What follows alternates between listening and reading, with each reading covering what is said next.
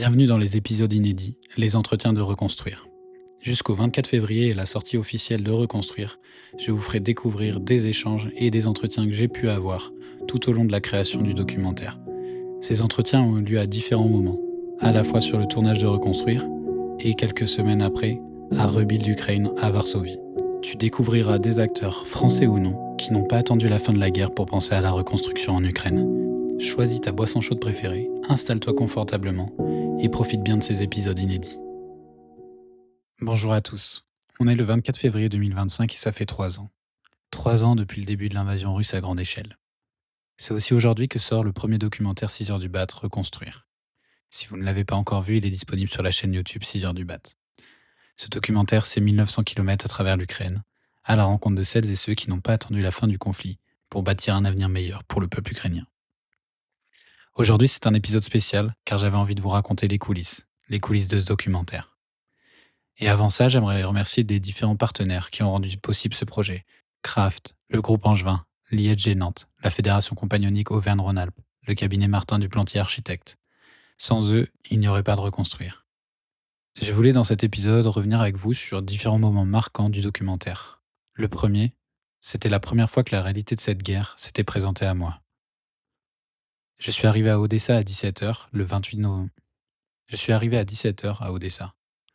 Je suis arrivé à Odessa à 17h le 28 octobre 2024, après 13 heures de voyage. Et le moins que l'on puisse dire, c'est que l'environnement que j'ai retrouvé là-bas, c'était clairement pas éloigné de celui qu'on fréquente au quotidien ici en France. Les magasins étaient ouverts, la foule était dans les rues, les bars, les restaurants étaient ouverts, faisaient quasiment le plein. Hormis les affiches qui poussaient à rejoindre les rangs de l'armée et certains tags présents sur les bâtiments, rien ne me laissait croire que le pays était en guerre. Ce n'est que plus tard que j'ai pu me rendre compte que, ici en Ukraine, deux réalités cohabitent chaque jour. Celle de la vie qui continue et celle de la guerre. En arrivant à mon hôtel à Odessa, le gérant m'indique les consignes en cas d'alerte, les différents shelters à disposition. Où se trouve-t-il et comment s'y rendre? J'avais aussi téléchargé l'application Air Alert, afin d'être au courant à chaque fois qu'une menace aérienne était en cours dans la région où je me trouvais. D'ailleurs, cette application, je l'ai fait télécharger à certaines personnes très proches en France, ce qui n'était pas forcément une bonne idée. Encore une fois, tout cela, c'est vraiment théorique. Il y a des consignes pour aller au shelter, il y a Air Alert qui t'avertit. Mais lorsqu'à 21h54 précise, j'ai entendu pour la première fois cette alerte, clairement, je pense que l'on n'est jamais réellement préparé à le vivre, pour la première fois en tout cas. Ensuite, on s'y habitue. J'ai donc embarqué le minimum d'affaires vitales pour la réalisation du documentaire. D'ailleurs, en aparté, sachez que la valise que vous voyez au tout début du documentaire n'est jamais arrivée en Ukraine. Ensuite, avec ce sac, je suis descendu le plus vite possible à l'accueil pour me rendre au shelter. Le gérant de l'hôtel m'a regardé avec un léger sourire et m'a dit « J'étais sûr que tu serais le premier à descendre ». Cette phrase, elle a eu un impact assez particulier. Je me suis dit « Mais pourquoi il me dit ça ? Pourquoi il me dit « J'étais sûr ». Et là, il m'a expliqué pourquoi. Quand je suis arrivé à l'hôtel, ça faisait presque 3 ans déjà. Aujourd'hui, ça fait 1095 jours que quotidiennement ce bruit sourd anxiogène retentit à plusieurs reprises à Odessa, surtout la nuit.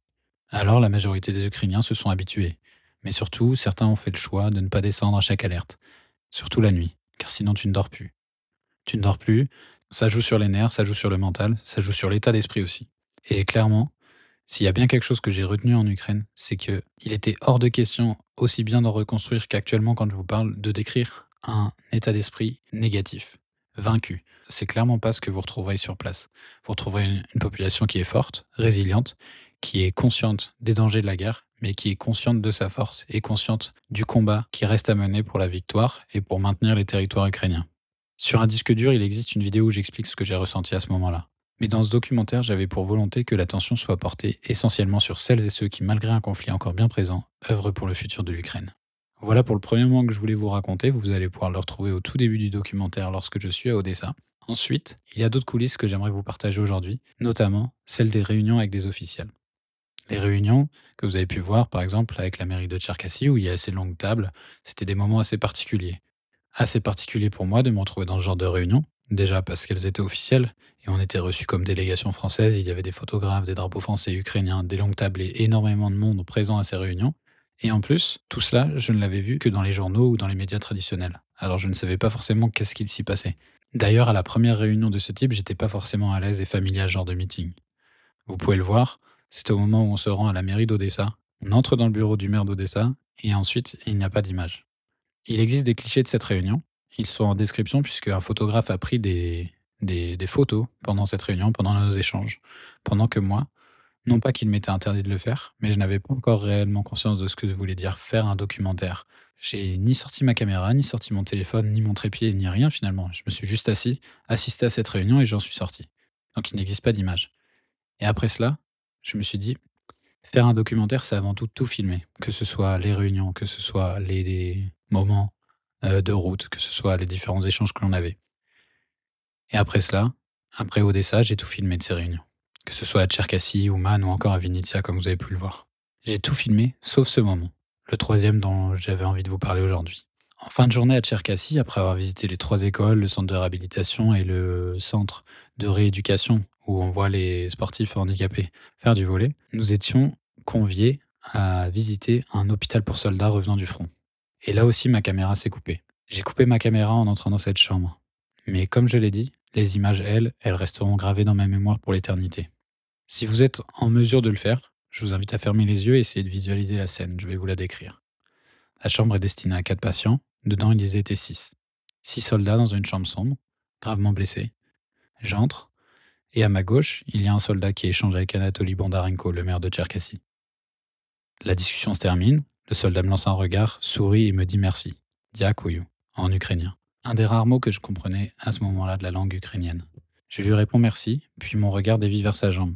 Je dis bien sa jambe car l'autre venait sûrement d'être amputé. Son pied, lui, était dans un bandage de fortune. Malgré le peu de luminosité, on distinguait la couleur du sang qui était sur celui-ci. Alors quand un soldat se battant pour l'intégrité du territoire ukrainien, pour la démocratie et pour notre sécurité, à nous, Européens, me regarde et me remercie d'être là, à venir me saluer, je peux vous garantir que je me suis jamais autant senti redevable d'une personne.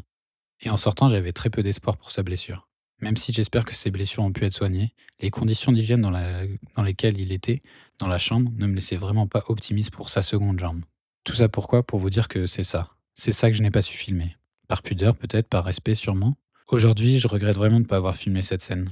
Cette scène, j'espère que j'ai réussi à vous la retranscrire, même si elle sera jamais comme dans la réalité. La réalité, c'est la guerre en Ukraine. Comme dans tous les autres endroits du monde, la guerre, elle est horrible, et il faut la regarder en face. La regarder pour que cela cesse, et la regarder pour que cela ne se reproduise plus.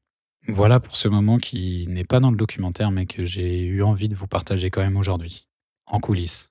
Troisième moment que je souhaitais partager avec vous, en complément de Reconstruire, qui n'est pas dans le documentaire, enfin pas techniquement, même si vous avez pu le voir, il y a plusieurs moments où nous sommes en route, de longs trajets. Je ne me souviens plus vraiment si c'était entre Kiev et Vinnytsia ou bien entre Tcherkassy et Kiev, mais un moment face à nous, à travers le pare-brise, nous avons vu au loin plusieurs lueurs dans le ciel.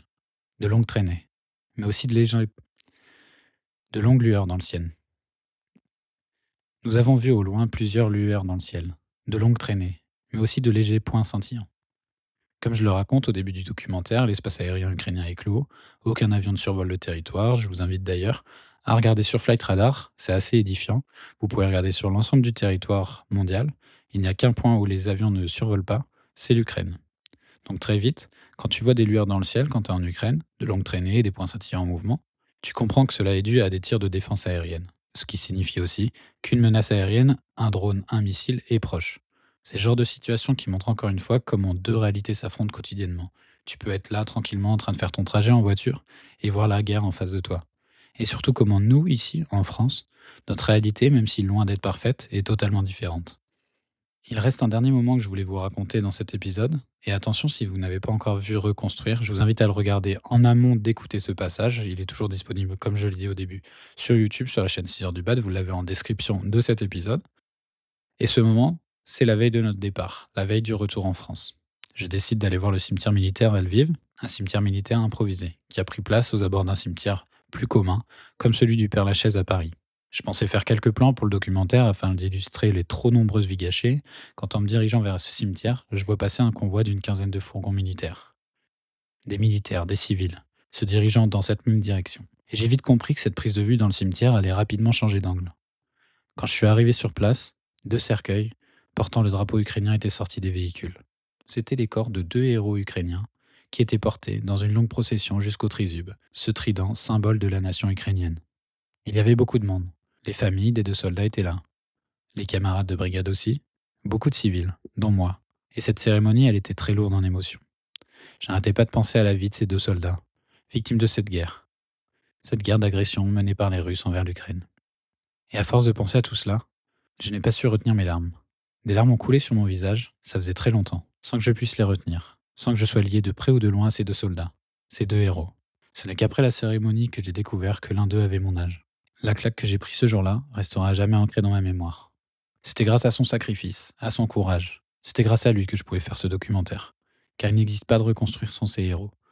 Soldats, secours, médecins, volontaires. Il n'existe pas de reconstruire sans Olga, Tatiana, Irina, Alexander, Taras, Vladimir, Andriy, Daria, Olena, Uliana et tant d'autres. J'espère que ces coulisses seront un bon complément à Reconstruire le doc, qui est, comme je le disais, toujours disponible sur YouTube sur la chaîne 6 heures du Bat. Je vous remercie d'avoir écouté cet épisode. Je vous remercie aussi d'avoir soutenu ce projet, de près ou de loin, partenaire ou non. Slava Ukraini.